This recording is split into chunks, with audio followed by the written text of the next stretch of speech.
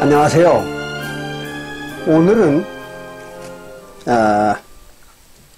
이스라엘 신의 약속의 자손들에 대한 이야기를 가지고 여러분과 함께 성경을 살펴보겠습니다.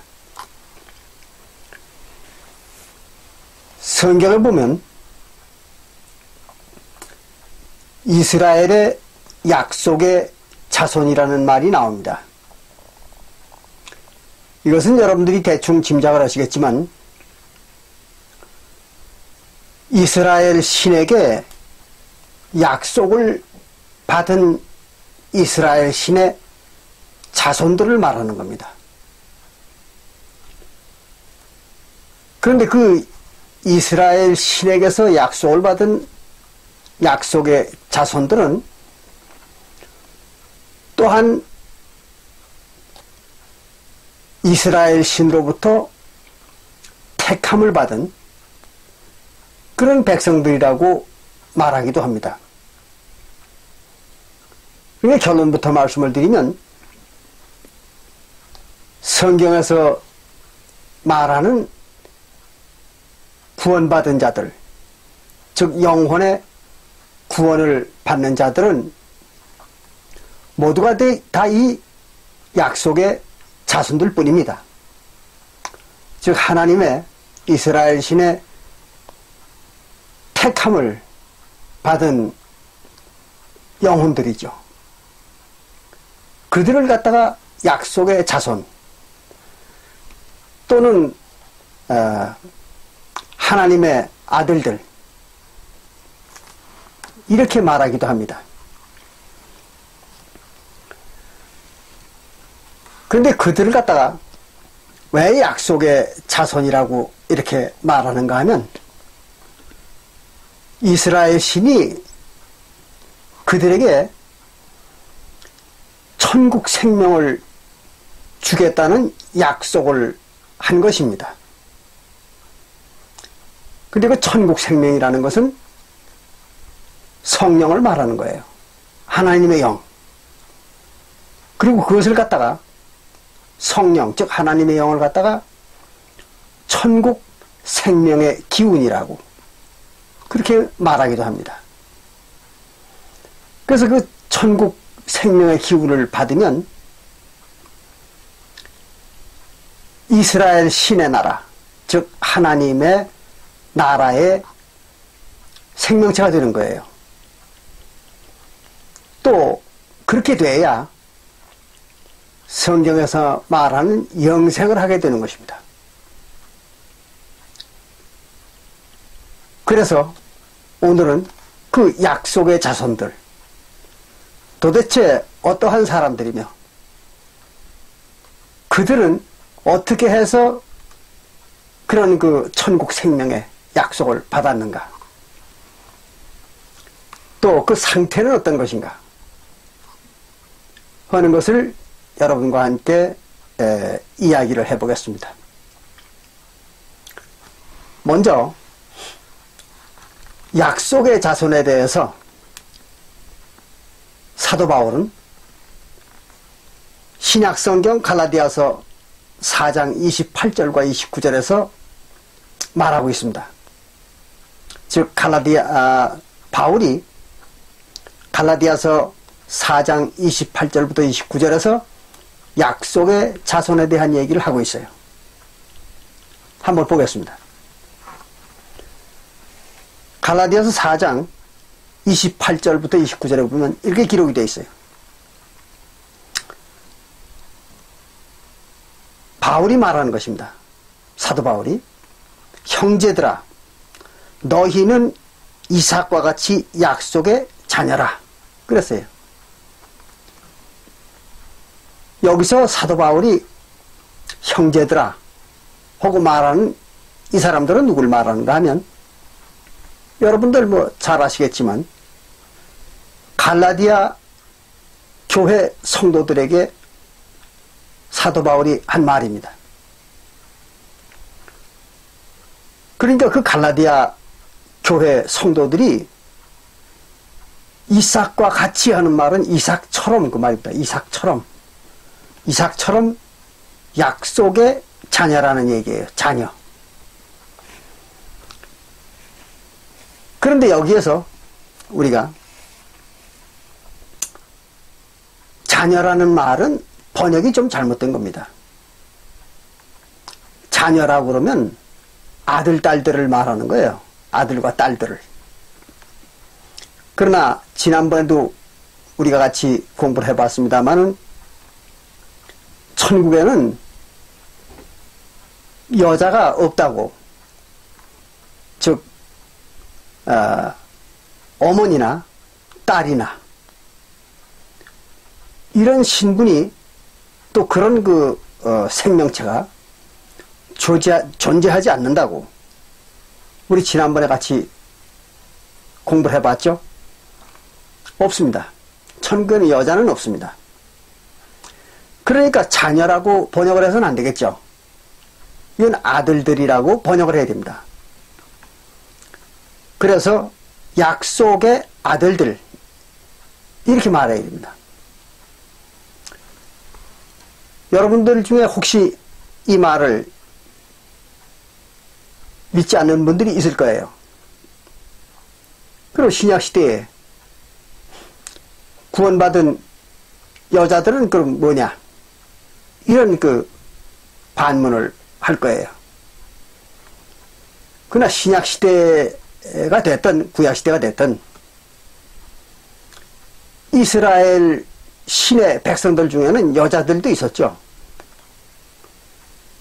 근데 그 여자들은 엄정히 따져보면 성경에서는, 즉 하나님의 나라에서는 사람으로 인정을 안 했죠. 그건 사람이 아닙니다. 오직 사람은 남자들만 사람이라고 그렇게 말했어요. 성경에서는. 그러니까 그럼 여자들은 뭐냐? 그러면 그 사람의 몸의 일부분입니다. 사람이라고 하는 그 남자들의 몸의 일부분입니다. 영혼도 마찬가지입니다. 영혼도 남자들의 일부분을 말하는 거예요. 그런 거지 여자들은 독립된 생명체가 아닙니다. 그래서 우리가 마태복음 창세기 17장 7절부터 14절에서 이스라엘 신이 아브라함과 언약을 맺을 때, 그때 이제 그 이스라엘 신이 아브라함에게 이렇게 말하죠. 나는 아브라함 너와 네 후손의 하나님이 되주리라 그랬어요.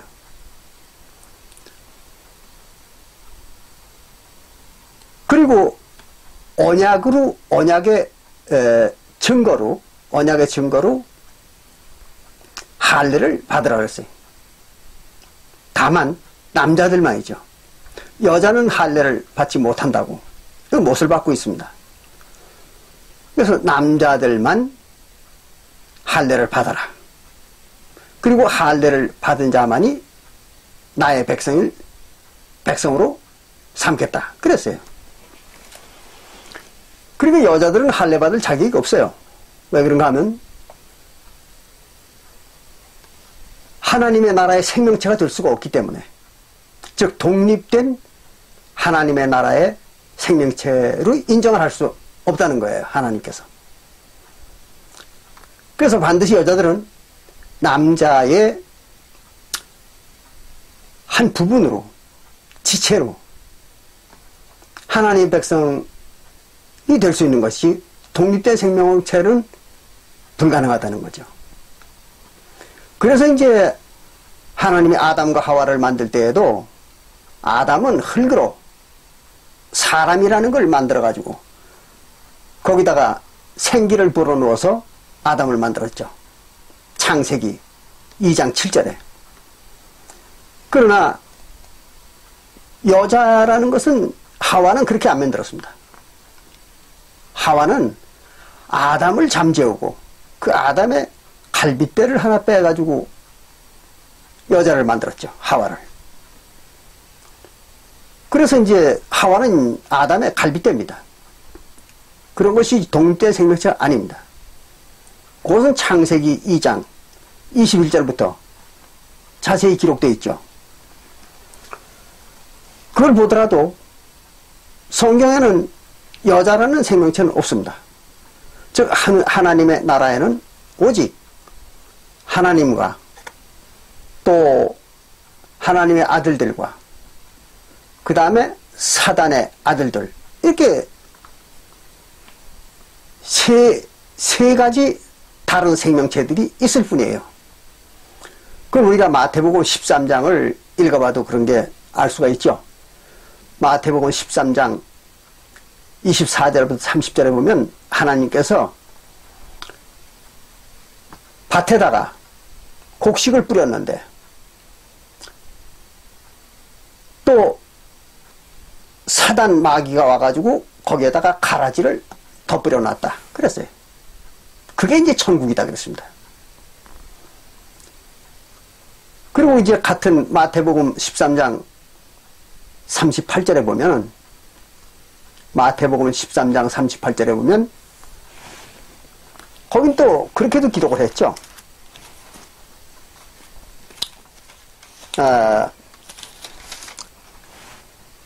밭은 세상이요 그랬어요. 밭이 뭐 세상이라는 말은 밭이라는 건 이스라엘 나라를 말하는 것이다. 그런 얘기예요. 그 밭이라는 건 이스라엘 나라고 좋은 씨, 즉 곡식은 천국의 아들들을 말하는 것이다 그랬어요. 그 천국의 아들들이라는 건 하나님의 아들들이죠. 아들들이요. 가라지는 악한 자의 아들들이요.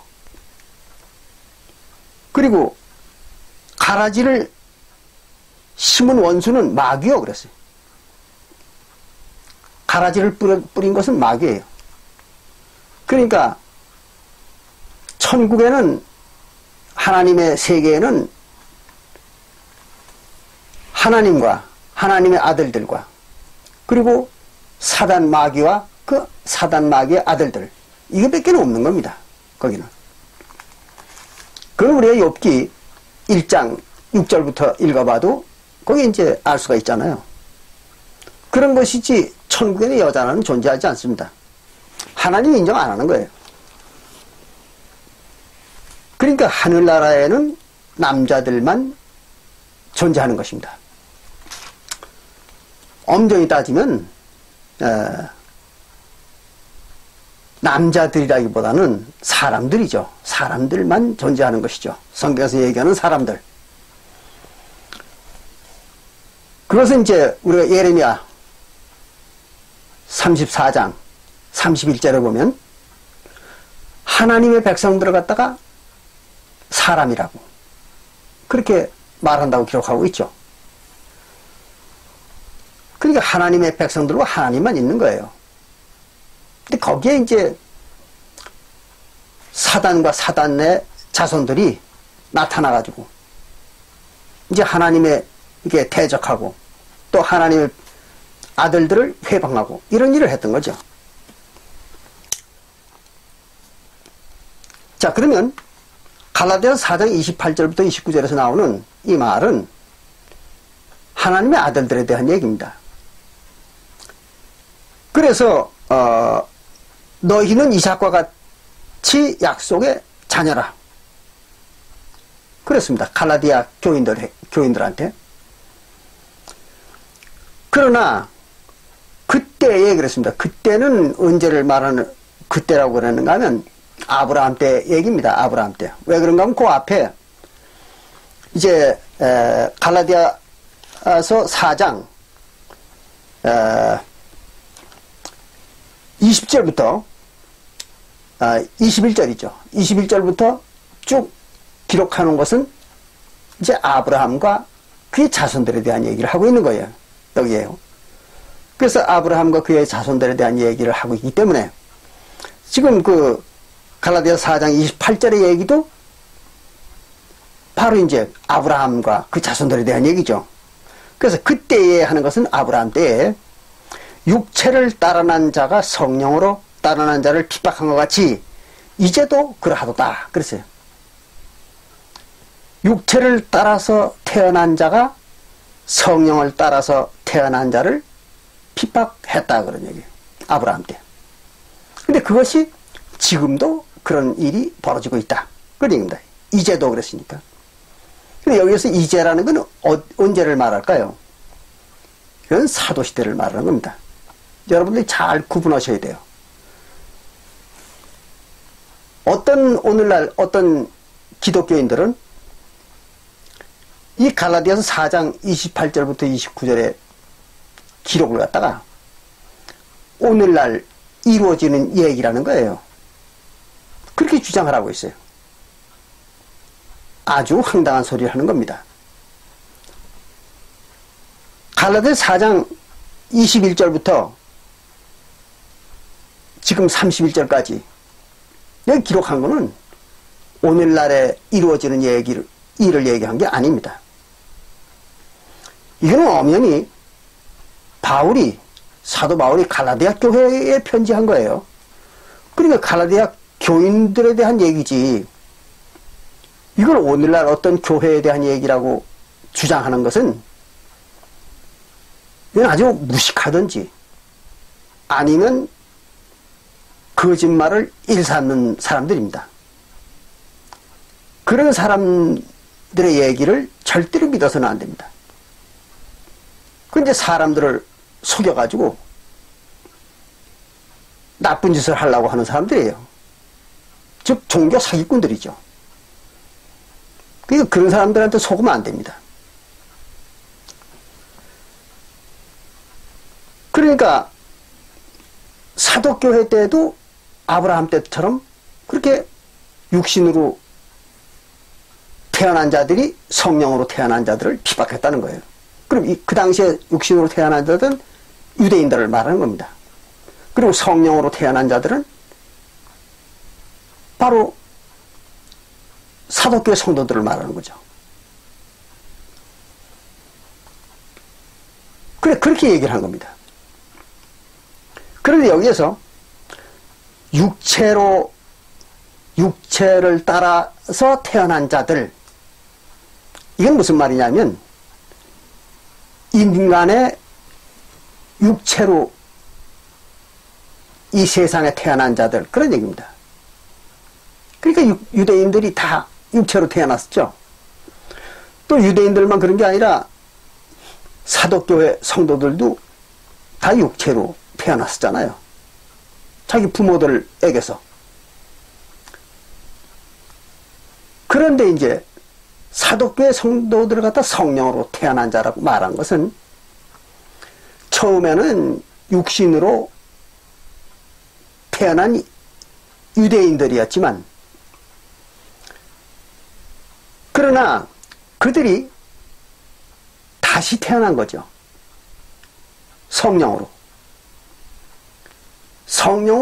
다시 태어난 사람들입니다. 그게 이제 사도교회 성도들이죠. 그래서 이제 성령을 따라서 태어난 자들이다. 이렇게 얘기한 것입니다.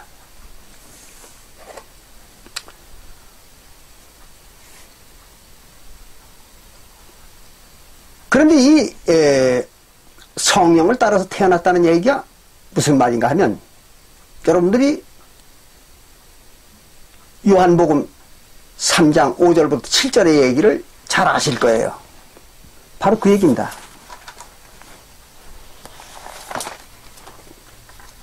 요한복음 3장 5절부터 7절에 보면 그 성령으로 태어난 방법을 예수님이 말하고 있어요. 잘 아시잖아요. 한번 보겠습니다.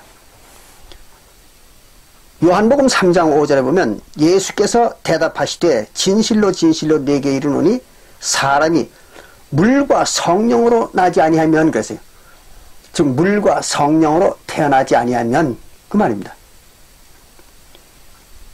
그렇게 태어나지 아니하면 하나님의 나라에 들어갈 수 없느니라 이랬습니다. 그러니까 하나님의 나라에 들어가려면 물과 성령으로 다시 태어나야 된다.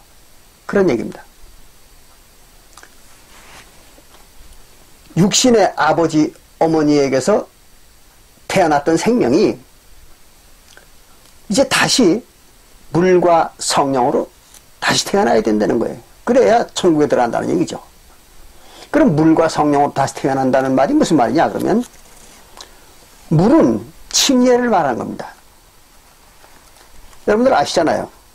이것은 그래도 혹시 모르는 분들을 위해서 한번 같이 보겠습니다. 베드로전서 3장 21절 베드로전서 3장 21절에 보면 물이 침례라는 설명을 하고 있습니다. 베드로가 21절에 베드로전서 3장 21절에 물은 예수 그리스도의 부활하심으로 말미암아 이제 너희를 구원하는 표니 그랬어요. 침례가 구원의 표라는 거예요. 이렇게 그 침례가 또 구원의 표라고 기록이 되어 있는데도 또 안 믿는 사람들 이걸 안 믿어요. 이상하죠. 그러나 침례는 구원의 표입니다. 그래서 구원하는 표니 곧 침례라 그랬어요. 물이 바로 구원의 표인 침례라는 거예요. 그러니까 물과 성령으로 그 말은 침례와 성령으로 거듭난다. 그런 얘기입니다. 그럼 물과 침례, 물 침례와 성령으로 다시 태어난다는 말은 무슨 말이냐 그러면 이런 얘기입니다. 사도행전 2장 38절에 기록해 있는 것처럼 베드로가 물로 침례를 받고 그 다음에 화목제로 죄사함을 받으면 성령을 선물로 주는 거죠. 그래서 성령을 받아가지고 새로운 생명이 되는 거예요. 그 성령은 하나님의 영이잖아요. 그러니까 도로 하나님입니다. 성령은. 그래서 하나님의 영을 받아가지고 성령을 받아가지고 하나님과 같은 영혼으로 바뀌는 거죠. 그게 이제 다시 태어나는 겁니다. 영혼이. 육신이 다시 태어나는 게 아니에요. 육신이 다시 태어나는 게 아니라 영혼이 다시 태어나는 것입니다. 그래서 이제 영혼이 다시 태어나야 천국에 들어갈 수 있다. 그런 얘기입니다. 천국은 육신이 가는 게 아니라 영혼이 가는 거죠. 그래서 베드로전서 1장 9절에도 예수 그리스도를 믿는 목적, 즉 결국이죠. 예수 그리스도를 믿는 목적은 영혼의 구원을 받음이라 그랬죠. 영혼이 구원받는 겁니다. 그리고 영혼이 다시 태어나는 거죠. 그렇게 해서 이제 천국 생명이 되는 겁니다. 그걸 이제 다시 태어난다, 즉 거듭난다 이렇게 말한 거죠. 예수님께서. 근데 거기에 이제 한 가지 더 우리가 알아야 될 문제가 요한복음 3장 6절에 보면 여기 이렇게 얘기하고 있습니다.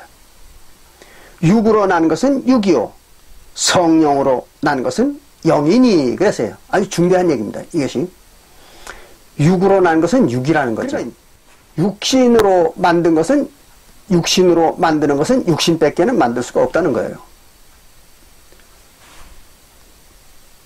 그리고 성령으로 만드는 것은 영혼을 만드는 겁니다. 다시 말씀드리면 육신으로 새로운 생명을 생산하는 것은 육신을 만드는 것뿐이라는 거예요. 영혼은 만들 수가 없습니다. 그러니까 아버지 어머니는 육신의 아버지 어머니는 육신만 만들 수가 있는 거예요. 그런데 성령이 만드는 것은 영혼을 만드는 겁니다. 그러니까 성령이 성령에 속한 영혼을 만드는 거죠. 그래서 성령으로 난 것은 영이다. 즉 영혼이라는 거죠. 그렇게 말한 겁니다.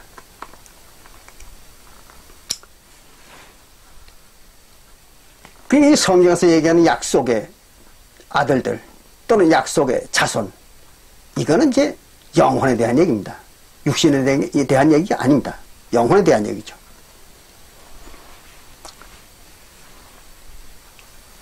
근데 이 영혼에 대한 이 얘기인데, 이 약속의 자손이 되는 거, 약속의 자손이 되는 걸 갖다가 이스라엘 백성들이 아주 그걸 갖다가 받기를, 그 하나님의 백성의 영혼이 되기를 바랐다는 거예요. 그걸 이제 이스라엘 백성 12지파가 그걸 바라는 일이다. 그렇게 이제 사도행전 26장 6절부터 7절에 기록하고 있습니다. 한번 보실까요? 사도행전 26장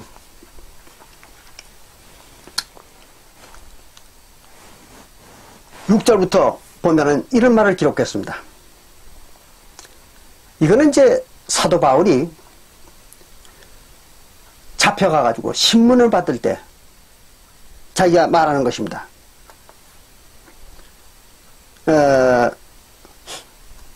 여기 이렇게 얘기했어요. 이제도 여기 서서 신문 받는 것은, 그 사도 바울 자신이 지금 신문을 받고 있는 이유는 그 말입니다. 받는 이유는 하나님이 우리 조상에게 약속하신 것을 바라는 까닭이니 그랬습니다. 그럼 지금 사도 바울이 자기의 조상이라는 건 누굴 얘기합니까? 바로 이스라엘 조상들을 말하는 거죠. 그래서 이스라엘 그 아브라함 때부터 쭉 내려온 그 구약 시대의 이스라엘 백성들, 그 사람들 얘기하는 겁니다. 그래서 이제 그 조상에게 약속하신 거, 하나님이 이스라엘 조상들, 아브라함의 후손들에게 약속하신 거, 그것을 바라기 때문입니다. 그거예요. 그걸 바라기 때문에 내가 지금 이 신문도 받고 고문도 받는다. 그런 얘기입니다. 7절에 이 약속은 그랬습니다. 즉 하나님이 이스라엘 그 조상들에게 한 약속입니다. 그 약속은 우리 12지파가, 이스라엘 12지파가 밤낮으로 간절히 하나님을 받들어 섬김으로 얻기를 바라는 바인데 그랬습니다. 이스라엘 백성들이 모세 때로부터 사도시대까지 주야로 하나님을 섬기는 이유는 바로 이 하나님의 약속을 받기 위해서 그렇게 한다는 거예요. 그럼 하나님의 그 약속은 뭔가 하면, 뭐 여러분들 지난번에 같이 한번 보셨죠? 창세기 17장 7절부터 14절에 나오는 그 얘기입니다. 즉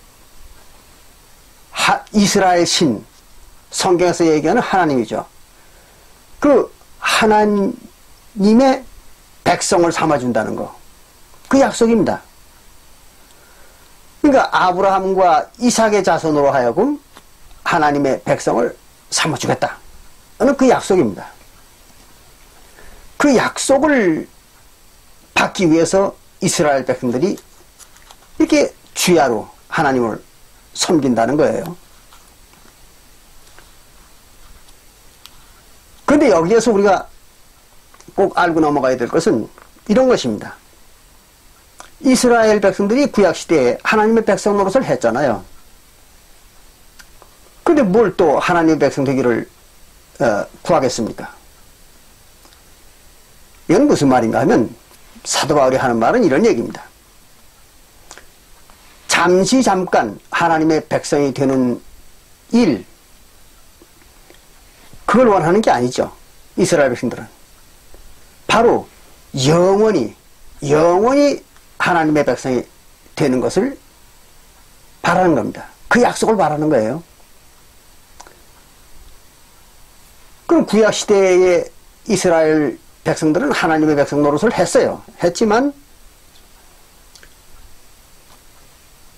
잠깐 하나님 백성을 하다가 결국은 범죄함으로써 율법을 범함으로써 하나님으로부터 떨어져 나왔잖아요. 즉 죽은 영혼이 됐던 거죠. 그 이제 우리가 지난번에 에스겔서 18장 4절부터 4절과 20절에 거기서 봤던 얘기죠. 죽었던 겁니다. 범죄해서 영혼들이. 그러니까 죽은 영혼과 하나님과는 관계가 없다고 그랬잖아요. 마태복음 22장 32절에 그렇죠? 마태복음 22장 32절에 보면 하나님은 산 자의 하나님이요 죽은 자의 하나님이 아니다 그랬잖아요. 근데 죽은 자에게는 하나님이 안 돼주겠다는 거죠. 근데 죽은 자는 하나님 백성이 될 수가 없습니다. 산 자만 하나님 백성 될 수 있는 거예요. 그런데 이스라엘 백성들이 한때는 하나님 백성 노릇을 했죠. 구약시대에. 그러나 그들 모든 영혼이 다 어떻게 됐어요? 죽었잖아요. 범죄함으로써. 에스겔서 18장 4절과 20절에.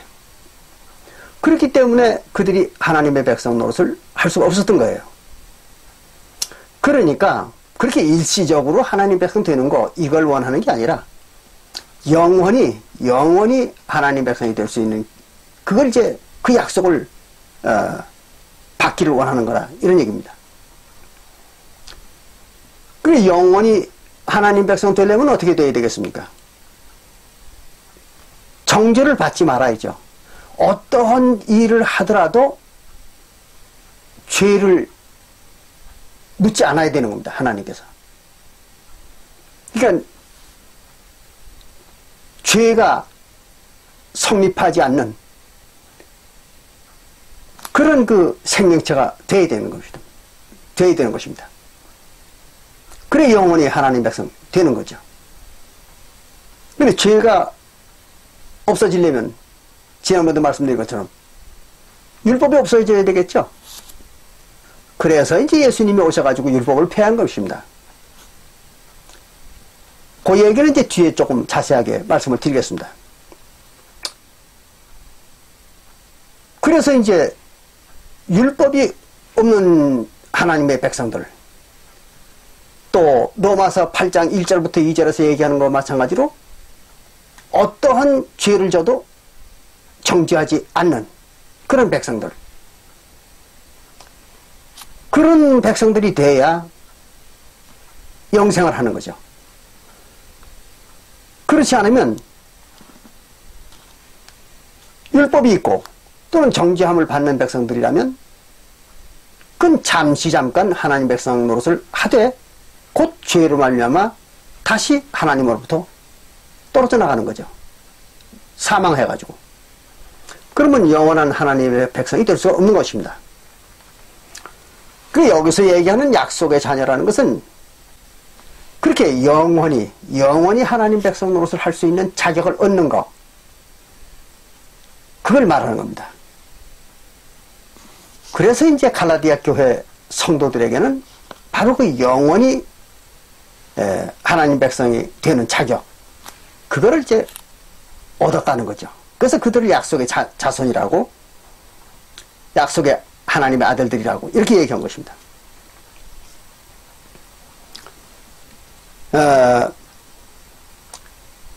그런데 우리가 이제 여기서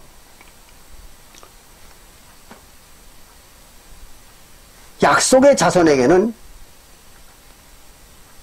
전혀 다른 그런 두 가지 부류의 약속의 자손이 있습니다.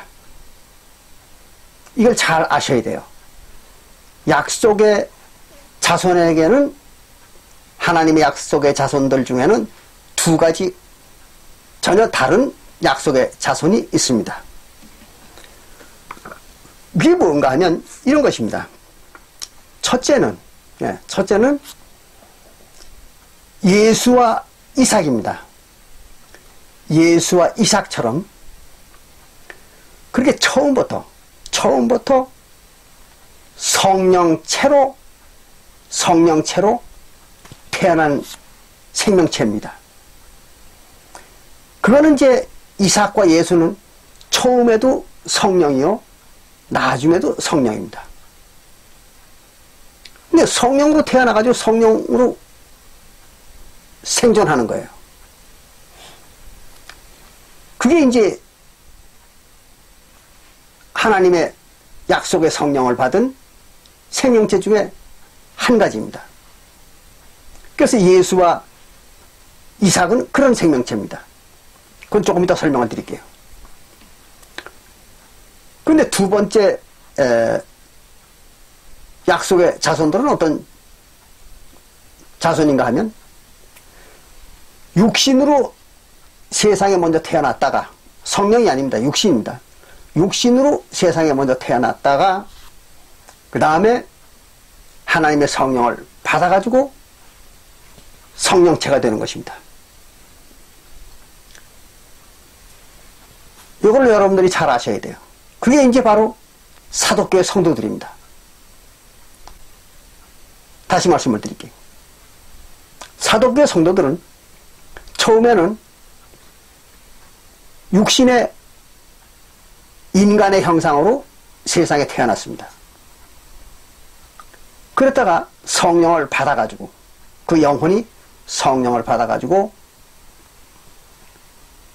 바로 성령체가 된 것입니다.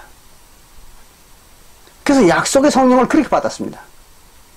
그래서 약속의 자손이 된 거예요, 그들이. 물론 이들을 이제 창세로부터, 즉 개국 때, 아브라함 때부터 이미 그들은 택함을 받은 생명체들이지만 어쨌든 세상에 태어난 것은 그런 과정을 거쳐가지고 태어난 것입니다. 그렇게 두 가지 다른 약속의 자손이 있습니다.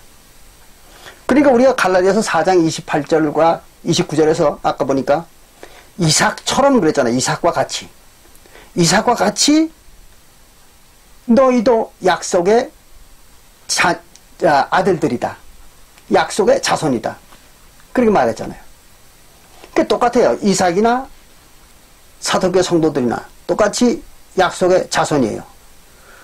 그런데 이삭과 갈라디아 교회 사도교회 성도들은 근본적으로 다릅니다.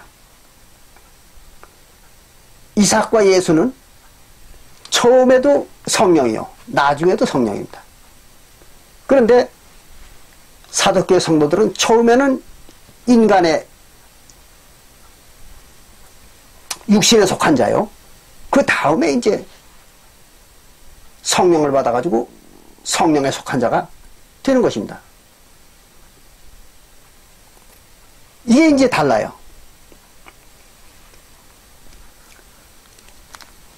그걸 우리 한번 확인해 봐야 됩니다. 그래야 이걸 명확히 이해를 하실 수가 있어요.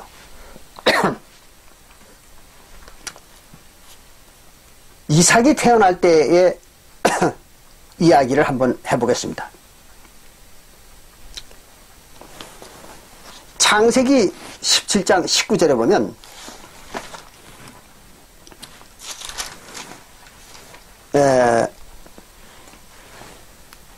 하나님이, 즉 이스라엘 신이 아브라함에게 이렇게 말합니다.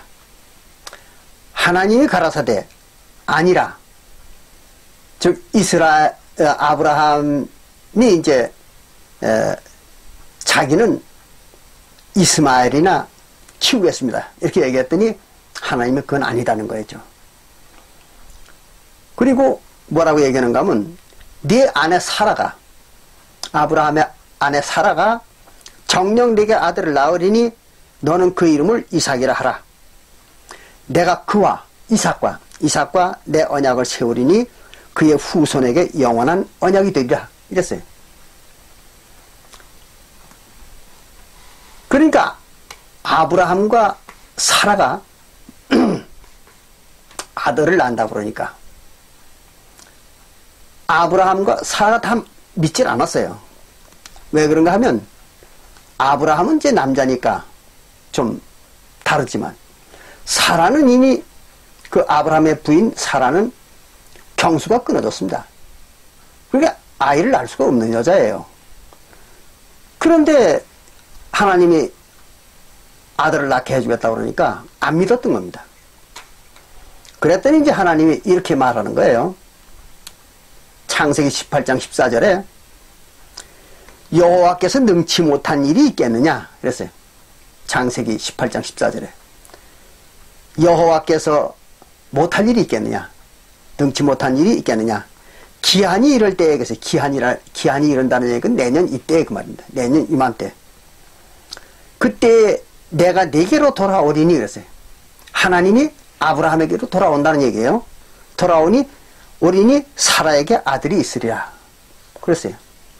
이 말은 하나님이 곧 아브라함의 아들 이삭으로 태어나겠다는 약속입니다.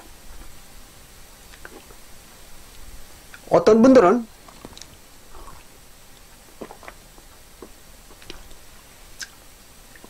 제가 이렇게 성경을 해석하면 안 믿는 분들이 많습니다. 이게 어째서 하나님이 이삭으로 태어난다는 말이냐?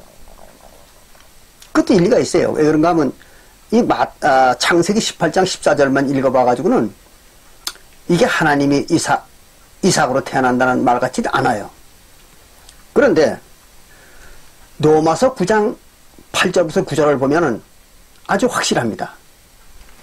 보여드릴게요. 로마서 9장 8절과 9절에 보면 거기 이제 똑같은 그 얘기가 기록되어 있습니다. 여기는 이렇게 기록했어요. 곧 육신의 자녀가 하나님의 자녀가 아니라 오직 약속의 자녀가 씨로 여기심을 받느니라. 여기도 이제 자손을 갖다 자녀라고 또 번역을 했어요. 그래서 여기심을 받느니라. 9절에 약속의 말씀은 이것이라 그랬어요. 하나님이 그 약속했다는 거. 하나님의 씨를 만들겠다고 하는 그 약속. 그게 이 얘기라는 거예요. 그 약속이. 명년 이때에 내가 네게 이르리니 사라에게 아들이 있으리라 하시니라. 그게 바로 약속이라는 거예요. 뭐 하나님이 아브라함의 아내 사라에게 아들을 낳게 해줄 일이면 그냥 네가 명년 이때 아들을 낳게 해주겠다. 이러면 되는 거지. 뭐 거기 하나님이 온다는 얘기 할 필요 없잖아요.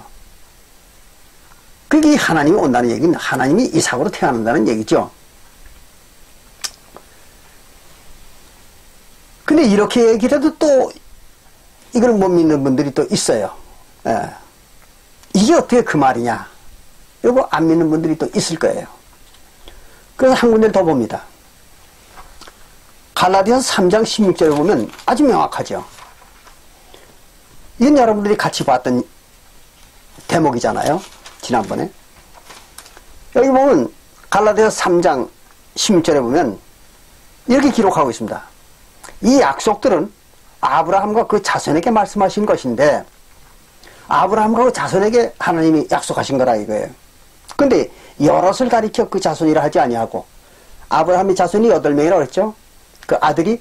근데 그 8명의 아들을 다 아브라함의 자손이라고 말 안 했어요. 그리고 그 중에 오직 한 사람 이삭을 하나님 아브라함의 씨라고 그랬죠. 그걸 이제 창세기 21장 12절에 기록하고 있죠. 그렇게. 그건 나중에 여러분들이 확인해 보십시오. 창세기 21장 12절.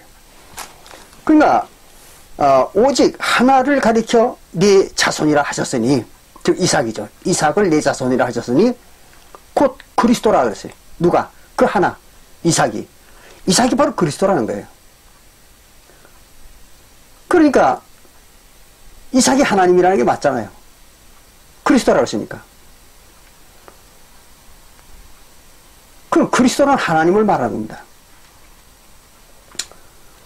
그래서 이사야서 43장 10절부터 11절에도 하나님이 뭐라고 했습니까? 나 외에는 구원자가 없다 그랬잖아요. 하나님만이 구원자가 될 수 있는 겁니다. 그리스도가. 그래서 신약 성경에는 또 그리스도가 하나님이라고, 예수 그리스도가 하나님이라고 도처에 기록하고 있잖아요. 그 그리스도가 하나님입니다. 자, 여기까지 보니까 뭐 틀림없잖아요. 이삭이 하나님이었다는 것을. 그래서 하나님이 이삭으로 태어났던 것입니다. 그걸 갖다 이제 예수님께서는 요한복음 8장 56절에서 명확히 또 말하고 있어요. 예수님께서 내가 아브라함의 아들로도 태어났었다. 그렇게 요한복음 8장 56절에 기록하고 있죠. 그 예수님께서 아브라함의 아들이 누굽니까? 이삭으로 태어났다는 얘기죠. 그 얘기를 그렇게 했던 겁니다. 자, 이러고 보니까 이삭은 육신으로 태어난 사람이 아니잖아요. 이건 성령으로 태어난 것입니다. 육신으로 태어난 것은 아브라함도 자식을 낳을 수 있는 육신을 가지고 있어야 되고, 또 사라도 자식을 낳을 수 있는 육신의 조건을 가지고 있었어야죠. 그래야 육신의 자손을 생산했던 거죠. 그런데 사라는 전혀 자식을 낳을 수 없는 여자였잖아요. 그러니까 성령으로밖에는 자식을 만들 수 없었겠죠. 그래서 하나님이 성령으로 이제 사라에게 잉태했던 겁니다. 그러다가 세상에 태어난 거죠. 그 이삭입니다. 그러니까 이삭은 처음부터 뭐예요? 성령이었었죠. 성령이었던 거죠. 그러다가 또 세상에 태어나서도 육신같이 보였지만 사실은 육신의 모양으로 나타났던 성령이죠. 그렇잖아요. 성령으로 잉태를 했는데 육신이 나왔다. 그런 일은 있을 수가 없잖아요. 성령으로 잉태를 했으면 성령이 나오는 거죠. 그렇지 않습니까? 예수님도 마찬가지죠. 예수도 우리가 마태복음 1장 18절과 20절에 보면은 성령으로 잉태했다. 그렇게 얘기를 하고 있죠. 마태복음 1장 18절과 20절에 보면 예수님은 성령으로 잉태했습니다. 그건 여러분들이 나중에 확인해 보세요. 그래가지고 성령으로 잉태했으니까 성령이 나온 거예요. 모양만 사람의 모양이었죠. 모양은 사람의 모양이지만 그 자체는 성령이었던 것입니다. 성령이니까 변화산에서 그런 상상할 수 없는 모양으로 변형을 하기도 하고, 또 십자가에서 못 박혔다 부활하기도 하고 그랬던 겁니다. 뭐 이렇게 얘기하면 또 어떤 분들은 이런 얘기를 할 거예요. 십자가에서 죽었다가, 죽기는 육신으로 죽었다가 그 육신이 다시 부활해가지고 신령체가 된 거다. 그렇게 주장하는 분들이 있을 거예요.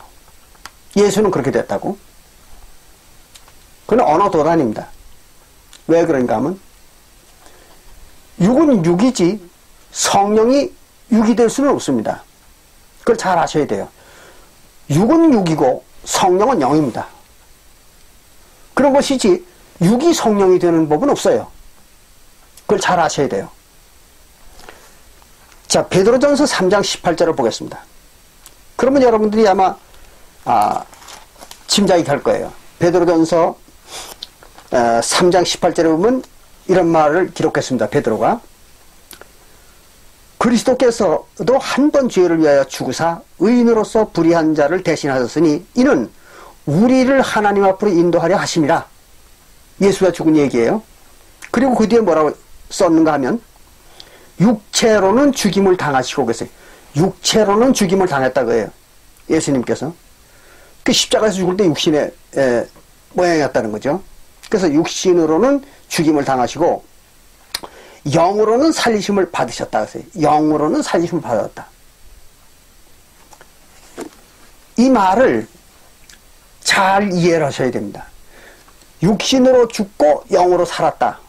그 말은 무슨 말인가 하면요, 육신의 모양으로 죽었지만 결국은 영체로 부활했다는 거예요. 그러면 육신이 영체가 됐을까요? 아닙니다. 육신의 모양으로, 죽기는 육신의 모양으로 죽었지만, 이제 부활할 때는 본래의 자기 영체로 부활했다는 얘기죠. 그런 얘기입니다. 그걸 이렇게 기록을 한 거예요. 여러분들 이걸 잘못 이해하게 되면요, 예수님이 육체로 죽고 성령체가 됐다. 육체로 죽어가지고 성령체가 됐다. 그렇게 오해를 할 수가 있습니다. 그런 건 아닙니다. 이제 한번 여러분들에게 이런 걸 한번 예를 들어보겠습니다. 그러면 여러분들 이해가 좀 도움이 되실 거예요. 우리가 씨앗을 뿌릴 때, 씨앗을 뿌리면 그 씨앗이 벽씨를 뿌렸다고 가정합시다. 그러면 벽씨가 벼이삭이 될까요? 벽씨가 벼이삭으로 변할까요? 아닙니다. 벽씨는 죽어서 없어지는 겁니다. 벽씨는 죽어서 없어지는 것이고, 그 벽씨 속에 있는 생기가, 생명의 기운이 새로운 생명을 만들어내는 것입니다. 그게 벼이삭입니다. 그러니까 벽씨와 벼이삭은 전혀 다른 생명체입니다. 그래서 씨가 썩어야, 죽어야 이삭이 나는 겁니다. 그런 거지 벽씨가 이삭으로 변하는 게 아닙니다. 그거 잘 이해하셔야 돼요. 그런 말이 어디 나오는가 하면요, 고린도전서 15장 44절에 나옵니다. 보겠습니다.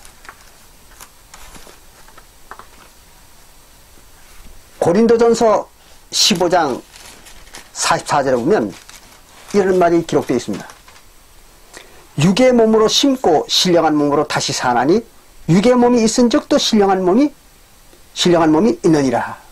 이랬어요. 이게 무슨 말인지 아십니까? 육신의 몸으로 심는다. 그 말은 육신의 몸을 갖다가 씨를 심듯이, 씨앗을 심듯이 심는다는 거예요. 그 말은 뭐예요? 죽인다는 얘기죠. 씨앗을 땅에 심는 건 뭐예요? 씨앗을 죽이는 거잖아요. 그러니까 사람도 사람의 육신을 죽여야 씨앗이 나오는 거예요. 새 생명이 나오는 겁니다. 그러니까 사람의 육신을 어떻게 죽여요? 성경에서 침례로 죽이잖아요. 로마서 6장 4절부터 6절에, 로마서 6장 4절부터 6절에 보면 육신을 예수와 더불어 어떻게 한다고요? 물속에다가 장례 지낸다고 그랬잖아요. 그게 바로 침례잖아요. 물속에 장례 지낸 겁니다. 그게 죽이는 거예요. 그리고 영은, 그 영혼이죠. 영혼은 그리스도가 부활한 것처럼 부활한다. 새 생명으로 살아난다. 그랬잖아요. 바로 그 얘기입니다. 육신의 몸으로 심고, 그 말은 육신의 몸을 죽이고, 그런 얘기예요. 육신의 몸을 죽이고 신령한 몸으로 다시 산다 이거예요. 신령한 몸이 뭐예요? 영적 몸이죠. 그래서 육신의 몸을 물속에 죽여야, 침례를 받아야 영혼이 부활한다는 거죠. 그런 얘기입니다. 그러나 육신과 영혼은 별개의 생명체입니다. 그걸 잘 이해하셔야 돼요. 그리고 그 뒤에 뭐라 하냐면 이랬어요. 육의 몸이 있은 즉 육의 몸이 있어야, 그 말에 육의 몸이 있은 즉, 그 말은 육의 몸이 있어야 신령한 몸이 있느니라. 그래서 육의 몸이 있고 신령한 몸도 있다는 거죠. 신령한 몸은 뭐예요? 영체죠, 영체. 그러니까 육신의 몸도 있고, 인간에게는 그 속에 영의 몸도 있다는 거죠. 그게 뭡니까? 영혼이죠, 영혼. 그래서 육신의 몸을 물속에다가 장사 지내야, 죽여야, 즉 심어야, 거기서 이제 신령한 몸, 즉 영혼이죠. 영혼이 이제 살아난다는 거죠. 부활하는 거예요. 그 부활은 오늘날 기독교에서 얘기하는 그런 부활이 아니라 에스겔서 18장 21절에서 얘기하는 그 부활입니다. 죄사함을 받고 이제 살아나는 거죠. 그게 이제 영혼의 부활입니다. 다시 사는 거. 그래서 이제 에스겔서 18장 21절에는 그랬잖아요. 모든 모세의 율법을 다 지키고, 그리고 산자는 죽지 아니하리라 했어요. 살고 죽지 아니하리라. 한번 부활하게 되면, 죽었던 영혼이 부활하게 되면 다시는 안 죽는다는 거죠. 그 얘기를 그렇게 한 거예요. 이제 이렇게 되어가지고 육신의 몸과 신령한 몸은 전혀 다른 것입니다. 그런데 예수님은 어떻게 됐어요? 육신의 몸을 십자가에서 죽인 게 아니라 육신의 형상의 몸을 죽인 거죠. 십자가에서. 그걸 잘 아셔야 돼요. 육신의 몸을 죽인 게 아니라 육신의 형상의 몸을 죽인 겁니다. 그렇기 때문에 예수는 십자가에서 죽었다가 부활했잖아요. 그 몸이 부활한 겁니다. 예수님은. 그러니까 예수님은 그 몸 자체가 부활했기 때문에 예수님이 부활한 곳에는 뭐가 없었습니까? 바로 육신이 없었던 거죠. 그렇잖아요. 만약에 예수님이 육신으로 죽어가지고 영혼이 부활했다 그러면은 육신은 죽은 게 있어야죠. 송장이 있어야 될 거 아니에요. 육신이 없었던 거죠. 그런데 사도들은 어떻게 됐습니까? 사도들은 영혼은 부활했지만 육신은 침례로 죽였잖아요.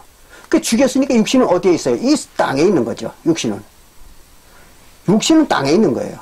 그리고 영혼만 이제 천국으로 가는 거죠. 그게 이제 예수와 사도교회 성도들이 다른 점입니다. 예수는 바로 부활해가지고 승천했잖아요. 근데 예수님의 제자들은 죽었다가 부활해서 승천한 사람이 있습니까? 한 사람도 없잖아요. 사도교회에서 구원받은 14만 4천 중에 단 한 사람도 부활해가지고 승천한 사람이 없잖아요. 왜 그럴까요?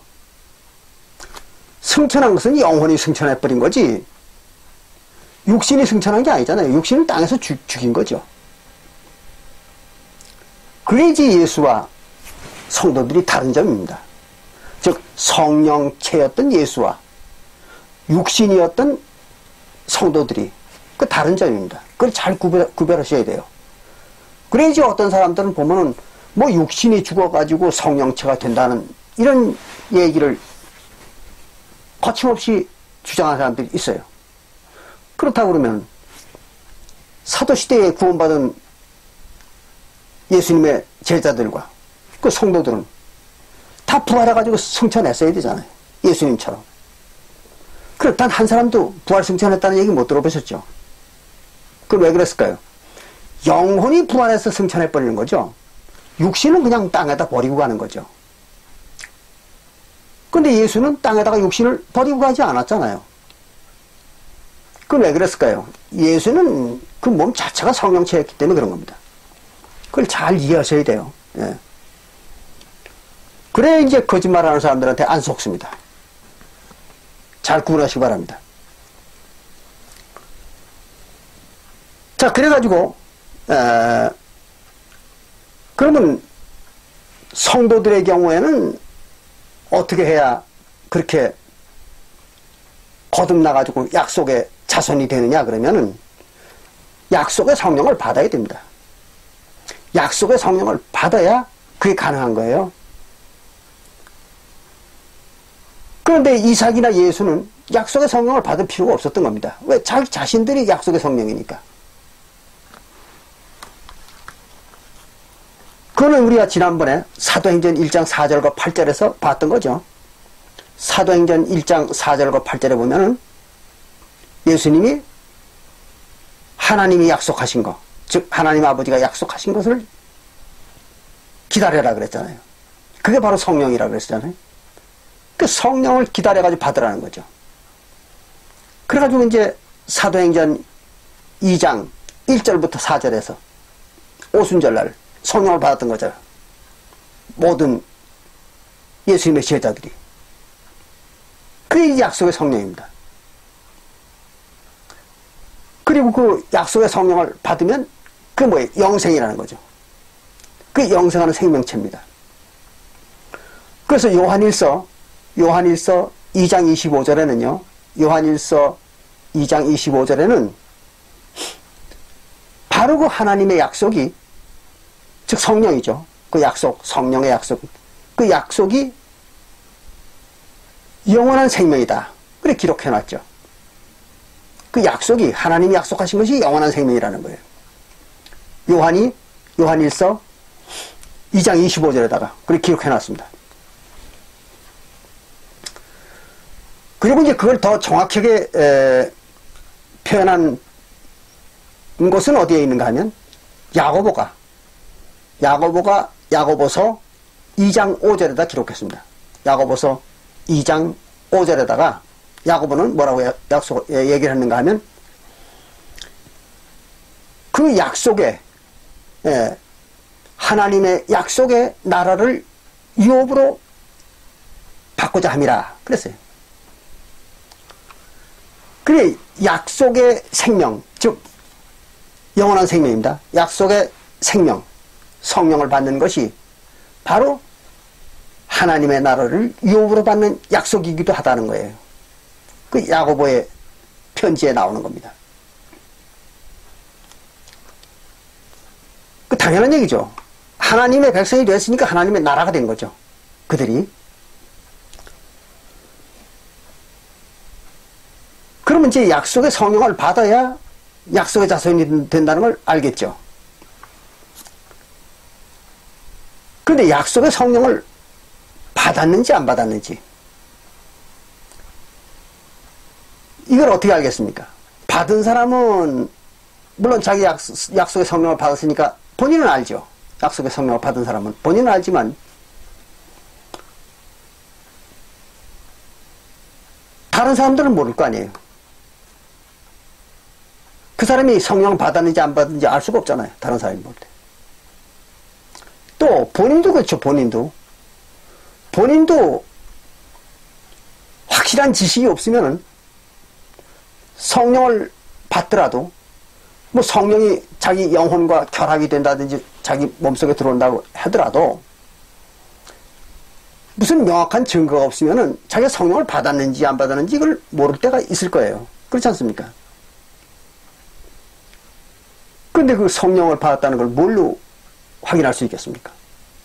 그래서 하나님께서는 성령을 받은 자들에게 그 표적으로, 성령을 받았다는 그 표적입니다. 표적으로 방언이라는 걸 줬습니다. 방언의 능력을 줬던 겁니다. 즉 방언이라는 건 여러분들 아시는 바와 마찬가지로 외국어를 할 수 있는 능력입니다. 그게 이제 방언의 은사입니다. 그래가지고 이제 사도행전 2장 1절부터 4절에 보면 오순절날 사도들이 또 성도들이 성령을 받아가지고 이제 방언이 다 터졌죠. 이제 방언을 막 했던 겁니다. 그거는 이제 사도행전 10장 46절에 볼 것 같으면은 사도행전 10장 46절에 보면은 이제 고넬료 가족들이 구원을 받을 때, 성령을 받을 때에도 막 방언이 터지고 그랬던 거죠. 그래서 이제 그들에게 성령 내린 거를 알았던 겁니다. 바로 그거예요. 방언이 바로 이제 성령을 받았다는, 즉 구원받았다는 증표입니다. 그것이. 예, 표적이죠. 그래서 이제 고린도전서 14장 22절에는 그 방언이 믿지 않는 자들, 즉 구원받지 못한 사람들, 구원받지 못하는 사람들이 볼 수 있도록, 구원받지 못한 사람들이 보고 알 수 있도록 하기 위한 표적이다. 그런 기록을 하고 있죠. 보겠습니다. 고린도전서 14장 22절에 보면요, 이렇게 기록했어요. 그러므로 방언은 믿는 자들을 위하지 않고, 그랬어요. 구원받은 자들, 믿는 자들, 즉 구원받은 자들에게는 방언이 꼭 필요한 건 아니라는 거죠. 그 외국어 좀 한다고 해서 무슨 유익이 있겠습니까? 그렇잖아요? 그러니까 그 구원받은 자들을 위하는 표적이 아니라는 거죠. 예. 위하는 것이 아니고 믿지 아니하는 자들을 위하는 표적이니라 그랬어요. 믿지 아니하는 자, 즉 구원을 아직 안 받은 사람들, 그 사람들에게 보여주는 표적이라는 거죠. 이 사람이 구원받았다는 걸 보여주는 거라는 거예요. 그래야 아직 구원 안 받은 사람들이 구원을 받으면 어떻게 된다 하는 것을 알 거 아니에요. 그래서 구원 받은 자와 구원 못 받은 사람들을 구분할 수 있어야 자기들이 구원 못 받았다는 걸 알고 구원을 받으라고 할 거 아니겠습니까? 바로 그겁니다. 그래서 아직 구원받지 못한 사람들, 즉 성령을 아직 받지 못한 사람들을 위한 표적이라는 거예요. 뭐가? 방언이. 이거 여러분들 잘 이해하셔야 돼요. 그리고 기억을 꼭 해둬야 됩니다.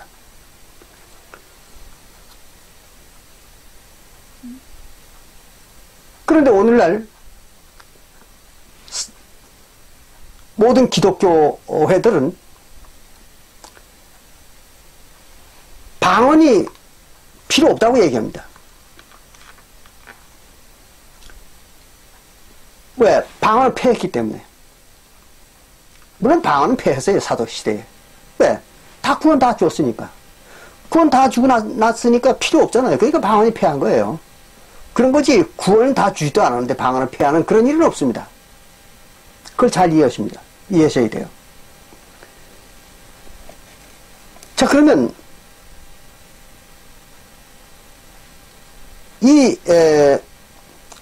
방언이 구원받은 자들에게서만 나타나는데, 이게 외국어라는 거, 방언은 외국어라는 거, 이거를 또 오늘날 어떤 교회들은, 기독교회들은 그걸 인정 안 해요. 방언에는 두 가지가 있다고 주장을 하는 거예요.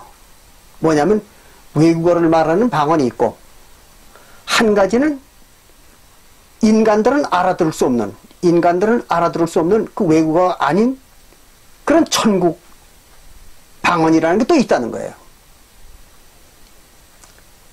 그래서 자기들이 그 천국 방언을 한다는 겁니다. 그건 완전히 사람들 속이는 겁니다.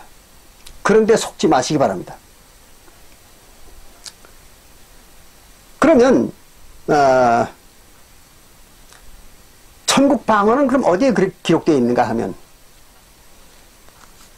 고린도전서 14장 2절에 기록되어 있는 것이 바로 그 천국 방언이라는 거예요. 자, 그 사람들이 얼마나 거짓말하는가 하는 것을 한번 확인해 보겠습니다. 고린도전서 14장 2절을 봅니다. 거기 이렇게 기록하고 있어요. 방언을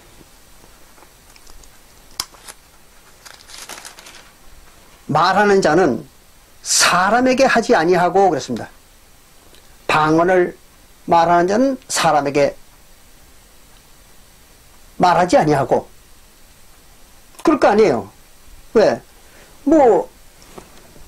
한국 사람들만 모인 곳에서 외국어가 방언이 터졌는데 그 사람들이 한국 사람들한테 그 외국어를 떠들어 봐야 알아듣지 못할 거 아니에요.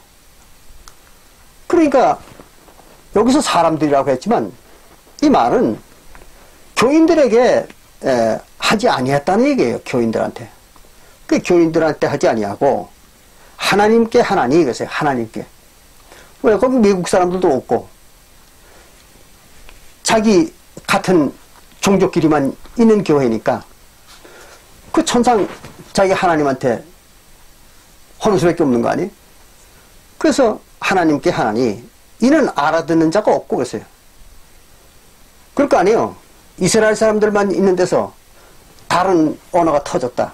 그럼 그 알아듣는 자가 없죠. 그 얘기입니다. 알아듣는 자가 없고 그 영으로 비밀을 말함이라. 영혼, 성령을 받은 영혼이죠. 구원받은 영혼으로서 말하는 것이다. 그런 얘기입니다. 그러니까 이거는 사도행전 2장 1절부터 4절에서 나왔던 그 외국어들입니다. 그걸 말하는 거예요. 근데 이걸 가지고 어떤 교회들은 사람들 이렇게 속이는 거예요. 사람에게 하지 아니했다 그러니까 이건 사람들에게는 아무리 해도 알아들을 사람이 없기 때문에 그렇다는 거예요. 전 세계에서 알아들을 사람이 없다는 얘기예요. 이렇게 사람들을 속이는 겁니다. 그리고 하나님만 알아듣는다는 거죠. 그래서 하나님께 하나님이 그랬으니까 하나님만 알아듣는 말이라는 거예요. 그래서 천국방언이라는 거예요. 이게 얼마나 황당한 거짓말입니까? 방언이 두 가지라는 말이 없습니다. 그래서 같은 고린도전서 14장 5절에는요. 그 옆에 이렇게 기록했어요. 나는 너희가 다 방언 말하기를 원하나 그랬어요. 방언 말하기를 원하나 그랬어요. 여기에서 이 방언은 다른 방언이 아닙니다. 바로 그 고린도전서 14장 2절에서 얘기한 금방 읽었던 그걸 얘기하는 거예요. 그 방언. 그래 나는 너희가 다 방언 말하기를 원하나 특별히 예언하기를 원하노라.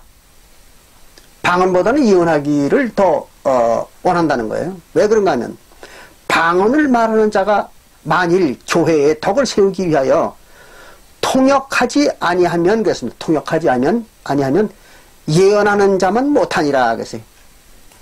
방언을 통변하지 않으면 예언하는 자만 못하다 그랬어요.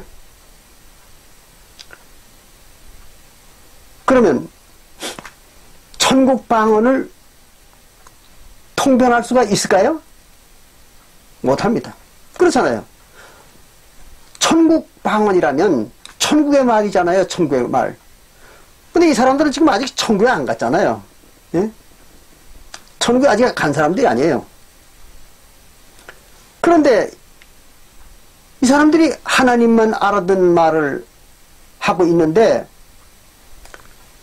그거를 누가 통변하겠습니까? 말이 안 되는 얘기죠. 또 어떤 사람들은 그래요. 통변의 은사를 받으면 할 수 있다 그래요. 이 지상의 언어가 아닌데 지상의 언어가 아닌데 통변을 할 수 있다? 그 말이 될까요? 천국에는 언어가 없는 세계입니다. 하나님의 세계에는 언어라는 게 존재하지 않습니다.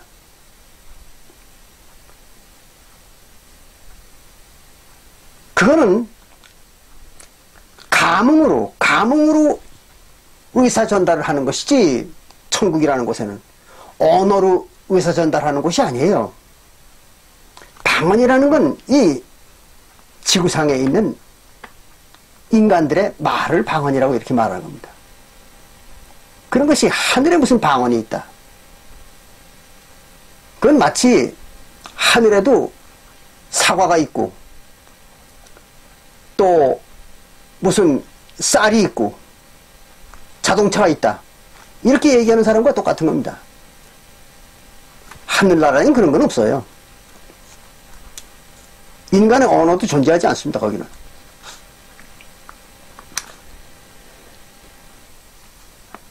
자, 이와 같이 우리가 그 기독교인들이라고 하는 사람들이 허무맹랑한 거짓말들을 해가지고 사람들을 속이는 경우가 아주 너무 많습니다.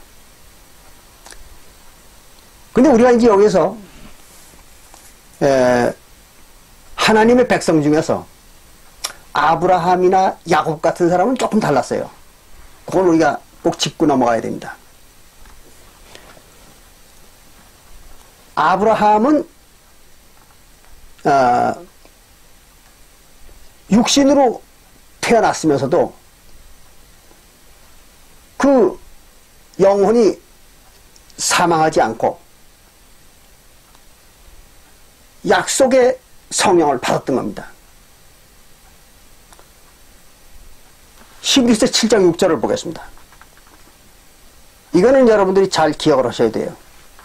히브리서 7장 6절에 보면 이렇게 기록을 했습니다. 레위 족속에 들지 아니한 멜기세덱은 아브라함에게 10분의 1을 취하고 10분의 1을 이제 받았어요. 전리품에. 근데 이걸 갖다 어떤 사람들은 또 11조라고 11조 헌금이라고 이렇게 주장하는 사람들이 많이 있어요. 기독교인들 중에. 근데 11조가 아닙니다. 이거 10분의 1을 그냥 멜기세덱에게 바친 거예요. 감사하는 의미에서. 11조는 어떤 겁니까? 그거는 모든 소득의 10분의 1을 세금으로 바치는 거죠. 지난번에 이제 저와 같이 알아보니까. 근데 이때에 아브라함은 딱 한 번 그 전리품에 대해서만 10분의 1을 바쳤던 거예요. 멜기세덱한테. 그런 거지 모든 소득의 10분의 1을 바친 게 아닙니다. 그러니까 11조 헌금이 아니죠. 그걸 잘 구분하시기 바랍니다. 그 취하고 그 약속 얻은 자를 위하여 복을 빌었나니 그랬어요. 약속 얻은 자를 위해서 복을 빌었다. 그 약속 얻은 자가 누구예요? 아브라함이죠. 그 아브라함은 약속을 얻었다는 거예요. 그렇기 때문에 아브라함은 죽은 자가 아니었죠. 그래서 마태복음 22장 32절에 거기 예수님이 그렇게 말했죠. 마태복음 22장 32절에서 아브라함과 이삭과 야곱은 산자라고 그랬잖아요. 그들만 산자라고. 그러니까 아브라함과 이삭과 야곱은 처음부터 영생하는 성령을 받았다는 얘기잖아요. 그러니까 그들이 산자죠. 그래서 아브라함과 이삭과 야곱의 하나님이요 산자의 하나님이라 그렇게 얘기했잖아요. 그러니까 이제 그것은 아브라함과 이삭과 야곱은 별도입니다. 그거는 달리 은혜를 받은 사람들이죠. 그걸 잘 구분하셔야 돼요. 근데 우리가 여기서 중요한 것은 이제 한 가지 꼭 알아야 되는데, 약속의 자손들에게는 뭐가 없는가 하면 율법이 없어야 됩니다. 아까도 좀 말씀을 드렸지만 율법이 있으면은 약속이 지속될 수가 없어요. 그럴 거 아니에요? 율법이 있으면은 반드시 죄를 범하게 돼 있죠. 그래서 죄를 범하면 어떻게 돼요? 영혼이 죽잖아요. 죽으면은 하나님하고는 관계가 없는 거죠. 그래서 약속의 나라를 유업으로 받을 수 없는 거예요. 천국을. 근데 그 율법이라는 거, 우리가 이거를 일반 기독교들은 잘 몰라요. 율법이 뭔지. 그냥 모세율법 이렇게만 알고 있습니다. 율법 그러면 모세율법 이렇게만 알고 있어요. 모세율법은 율법이 아닙니다. 여러분들이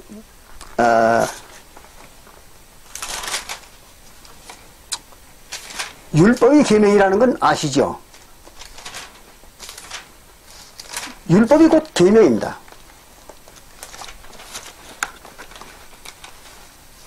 그런데 율법이 계명인데 마태복음 15장에 보면 예수님이 이런 말을 한 장면이 나옵니다. 마태복음 15장 8절에 보면 예수님이 이렇게 말을 했어요. 이사야가 말하기를 이렇게 말했다는 거죠. 이 백성이 입술로는 나를 존경하되 마음은 내게서 멀도다. 이제 하나님이 하신 말씀이에요. 이사야에게. 왜 그런가 하면 사람의 계명으로 그랬어요. 사람의 계명으로. 그 사람의 계명이 뭐예요? 사람의 율법이죠. 사람의 율법으로 교훈을 삼아 가르치니 나를 헛되이 경배하는도다 하였느니라. 그랬어요. 이것은 이사야서에 나오는 얘기입니다. 그래서 이사야서에 이사야가 기록하기를 이렇게 기록했다는 거예요. 즉 사람의 계명을 지키면 하나님과는 관계가 없는 자들이라는 거죠. 헛되이 하나님을 경배하는 거라는 거죠. 그 사람의 계명은 뭘까요? 사람의 율법. 모세의 율법은 모세가 만들어준 법률이죠. 이스라엘 민족의 종교적 법률입니다. 모세율법은. 그런데 사람의 계명이라는 거, 사람의 율법, 이건 어떤 건가 하면은 인간들이 하나님에게 받은 율법이 아니라 인간들이 자기들 임의대로 만든 교칙입니다. 교칙. 즉 율법입니다.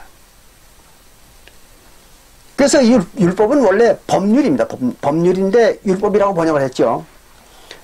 영어판 성경에 볼 것 같으면은 법률이라고 나와 있죠. 다 law, 예, 법률입니다.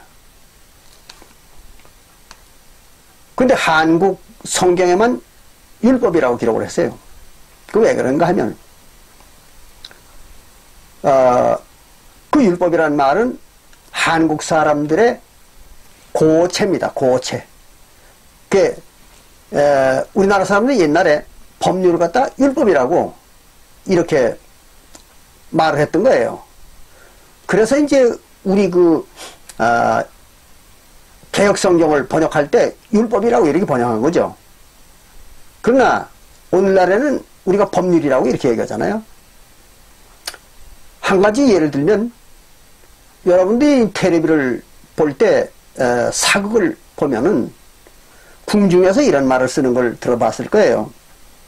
광령이 옵니다. 그럽니다. 광령이 옵니다. 그건 무슨 말이냐면 영광입니다. 그런 얘기예요. 영광을 갖다 광령이라고 이렇게 말했던 거죠. 옛날 사람들. 그와 마찬가지로 옛날 사람들 율법이라고 말했지만 오늘날은 우리나라 법률입니다. 법률이 율법이에요. 그걸 이해하셔야 돼요. 그럼 법률은 뭐냐? 그러면 법률이라는 건 사회의 질서를 위해서, 질서를 유지하기 위해서 강제적으로 시행하는 규범입니다. 그러니까 행위를 규제하는 규범을 말하는 거예요. 그걸 율법이라고, 즉 법률이라고 그렇게 얘기하는 거죠.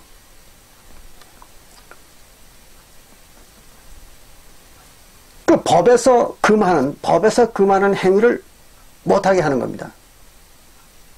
그게 법률이죠. 근데 성경에서 나오는 율법이 바로 그런 것입니다. 법률입니다, 그게. 그 오늘날 기독교회들의 경우는 어떤 법률이 있는가 하면 이런 법률이 있죠. 예배에 참석의 의무가 있는 겁니다. 오늘날 교인들에게는 예배 참석의 의무를 지웁니다. 그러니까 예배 참석을 안 하면은 그건 교회에서 쫓겨나죠. 추례를 당하는 겁니다. 교회에서 추례를 시킵니다. 그런 사람들은. 또 뿐만 아니라 일요일 예배를 드리는 교회에서는 주일 성수라 그래가지고 일요일날 예배 드리는 것이 하나의 법률입니다. 그들은. 근데 그 일요일 교회에서 어떤 사람이 독자적으로 일요일 예배를 드리지 않고 화요일 예배나 또는 토요일 예배를 드린다고 합시다. 그럼 어떻게 될까요? 강제로 추례를 시킵니다. 그럴 거 아니에요? 그런 사람 교회 놔둘 리가 없잖아요. 강제로 추례를 시킵니다. 그러니까 일요일 준수 교리가 뭡니까? 법률이죠. 그 교회에서는 법률입니다. 율법입니다. 그것이. 또 어떤 교회에서 안식일을 토요일 안식일을 지키는 교회가 있다고 합시다. 그럼 거기에서는 안식일 날 예배를 드리지 않고 독자적으로 일요일이나 월요일 날 예배를 드리는 사람이 있다 그러면 강제로 거기 출애를 시키잖아요. 그러니까 그 교회에서는 일요일 지키는 게 토요일 지키는 게 뭡니까? 그게 이제 법률이죠. 그 교회. 율법입니다. 또 모든 교인들이 다 헌금을 하는데 어떤 사람이 독자적으로 전혀 헌금을 한 푼도 안 한다고 가정해 봅시다. 그럼 어떻게 해야 될까요? 쫓겨나죠. 교회에서 출애를 시킵니다. 그런 사람들. 그러니까 헌금 제도 자체가 뭡니까? 법률이죠. 법률입니다. 율법이라는 얘기죠. 이렇게 행위규범, 신앙생활에 대한 행위규범을 규제하는 그런 계명, 율법이죠. 그것이 바로 율법입니다. 모세율법만 율법이 아닙니다. 그래서 그러한 그 법률은 오늘날 모든 기독교에 다 가지고 있습니다. 그런데 오늘날 기독교는 어때요? 자기들에게는 율법이 없다고 이렇게 주장을 해요. 율법이 없나요? 있는 겁니다. 그들에게는.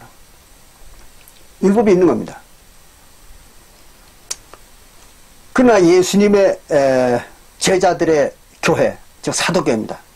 사도교회는 율법이 없었습니다. 그런 예수님께서 율법을 폐했죠. 왜 그랬는가 하면 사도 바울도 그 율법에 대해서 이렇게 말하고 있습니다. 갈라디아서 3장 19절에 보면 이렇게 말했어요. 갈라디아서 3장 19절에 사도 바울이 뭐라고 기록을 했는가 하면 그런즉 율법은 무엇이냐? 범법함을 인하여 더한 것이라. 그래서 이스라엘 백성들이 하나님한테 범죄를 하기 때문에 율법을 더 만들어준 거다는 거예요. 그리고 천사들로 말미암아 중보의 손을 빌어 베푸신 것인데 중보자, 그 중보자들의 손을 빌려서 이스라엘 백성들에게 준 게 율법이라는 거죠. 그럼 중보자가 누굴까요? 모세죠, 모세. 그래서 모세를 통해서 그 말이에요. 중보자를 통해서 이스라엘 백성들에게 베푸신 거다. 준 거다. 그런 얘기예요. 것인데 약속하신 자손이 오시기까지 있을 것이라 했어요. 약속하신 자손이 올 때까지만 율법은 있는 거다. 그 약속의 자손이 누굴까요? 바로 예수님이죠. 원래는 이삭이었던 거죠. 약속의 자손은. 그렇죠? 그래서 이삭이 약속으로 태어난 자손이잖아요. 갈라디아서 3장 16절에 나와 있잖아요. 그래서 약속의 자손이 누군가 하면 이삭입니다. 그러니까 이제 갈라디아서 4장 28절과 29절에 보면 그렇게 아까 기록을 했잖아요. 이삭과 같이 약속의 자녀라고 했잖아요. 너희들이 이삭과 같은 약속의 자녀라. 그러니까 이삭이 뭐라는 얘기예요? 약속의 자녀라는 거죠. 이삭이. 그러면 이제 갈라디아서 3장 19절에서 얘기하는 건 약속의 자손이 올 때까지만 율법이 필요한 것이다. 그러면 이때 얘기하는 약속의 자손이 누굽니까? 이삭이죠, 이삭. 이삭이 올 때까지만 필요한 거라는 거예요. 근데 이삭이 누구로 왔어요? 예수로 왔던 거죠. 잘 이해하셔야 돼요. 네. 이삭이 예수로 왔던 거예요. 그 약속의 자손 이삭이 예수로 왔던 겁니다. 그리고 예수 올 때까지, 이삭인 예수가 올 때까지만 율법이 필요하다는 거죠. 그럼 예수가 온 다음에는 율법이 어떻게 되겠어요? 필요 없으니까. 폐하는 거죠. 필요 없으니까. 그때까지만 있을 거니까. 즉 이삭인 예수가 오면은 이게 폐하는 거죠. 없어지는 거죠. 그럼 모세율법이 없어진 겁니다. 그런데 오늘날 기독교 애들이 무슨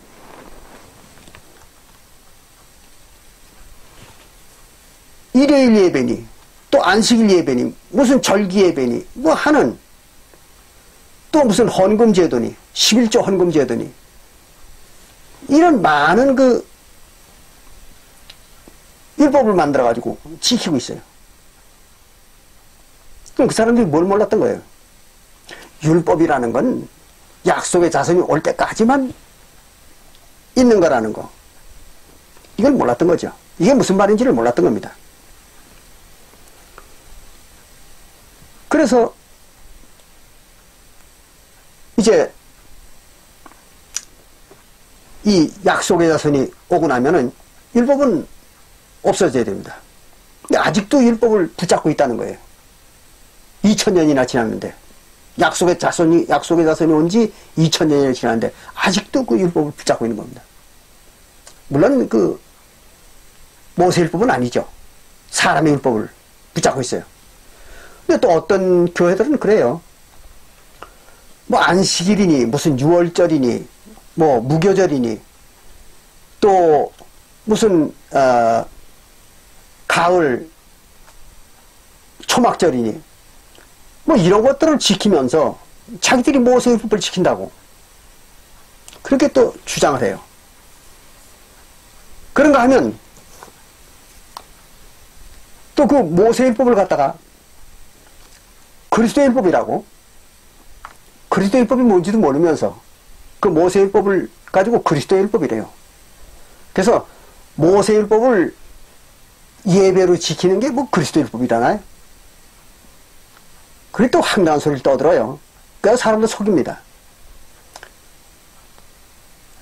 그래가지고 이제 뭐 안식일 예배니 무슨 절기 예배니 뭐 이런 거를 지키면서 그게 그리스도율법이라고. 그래서 자기들이 이걸 지킨다는 거예요. 그리스도율법은 그런 게 없습니다. 만약에 그리스도율법에 안식일이니 무슨 절기니 이런 걸 지키는 게 있다면은 사도 바울이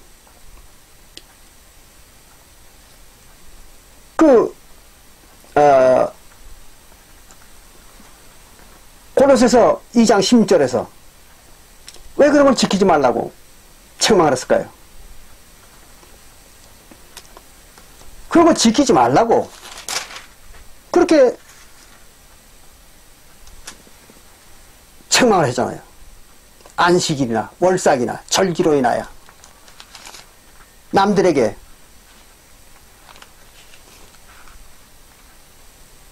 뭘 받지 말라? 흉잡히지 말라 그랬잖아요. 그러니까 그거는 지켜서는 안 되는 겁니다. 뭐 안식이다 절기다 뭐 이런 걸 지키면 안 되는 거예요.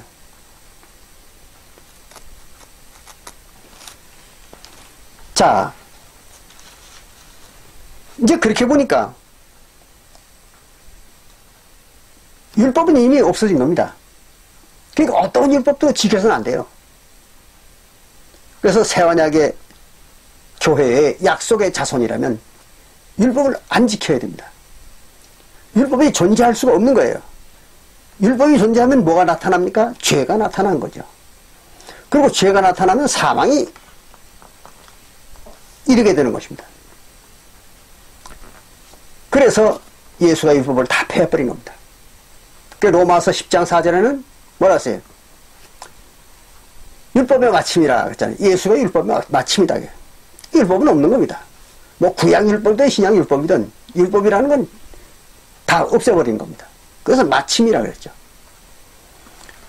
그리고 지난번에도 우리가 봤지만 히브리서 10장 9절부터 14절에 보면 거기 이제 사도 바울도 그런 말을 했잖아요. 예수님이 십자가에서 구약의 율법을 폐하고 신약의 그리스도의 율법을 세우기 위해서 뭐 했다고요? 단번 제사로 영원한 제사를 드리셨다 그랬어요. 한 번 제사로 영원한 제사를 드린 겁니다. 그래 모든 제사를 다 끝낸 거예요. 한 번 제사로. 그게 단번 제사라는 겁니다. 그리고는 예수는 뭐 한다고요? 원수는 뭐예요? 사망이죠. 원수가 발등상이 될 때까지 기다린다 그랬어요. 그냥 기다리기만 하는 거예요. 원수가 그 사망이 없어질 때까지. 그냥 기다리는 거지 뭐 하는 게 아닙니다. 예수님께서. 뭘 하고? 단번 제사를 하고 나서. 그러니까 뭘 지켜야 될까요? 아니죠. 예수와 뭐가 됐어요? 한 영이 됐잖아요. 한 몸. 성도들은 예수와 한 몸이 된 겁니다. 고린도전서 6장 17절. 그렇죠? 고린도전서 6장 17절에 보면 예수와 합한 자는 한 영이라고 했잖아요. 예수와 한 몸이 된 거예요. 근데 예수와 한 몸이 되어놓고는 예수는 지금 단번 제사를 드리고 지금 기다리고 있는데 사망이 없어질 때까지. 예수와 한 몸이라는 자가 예수는 지금 기다리는데 자기는 또 무슨 절기를 지키고 안식일을 지키고 뭘 지킨다. 그럼 그 한 몸일까요? 아니죠. 예수가 기다리면 자기도 같이 기다려야죠. 그렇잖아요. 아무것도 하지 않고 자기도 같이 기다려야 되는 겁니다. 사망이 완전히 없어질 때까지. 그렇잖아요. 이런 원리를 모든 기독교인들이 전혀 모르는 겁니다. 알 수가 없죠. 성령을 받지 않았으니까. 그러니까 황당한 거짓말들을 만들어가지고 사람들을 속여서 돈이나 뺏고 육체나 뺏고 이런 짓들을 하는 걸로 나를 세우는 겁니다. 그래서 오늘은 과연 성경에서 얘기하는 약속의 자손, 이건 어떤 사람들을 말하는 것인가? 또 약속의 자손은 어떤 생활을 하는 자손이고 또 어떻게 신앙생활을 하는 자들인가 하는 걸 갖다가 여러분들과 같이 성경을 통해서 알아봤습니다.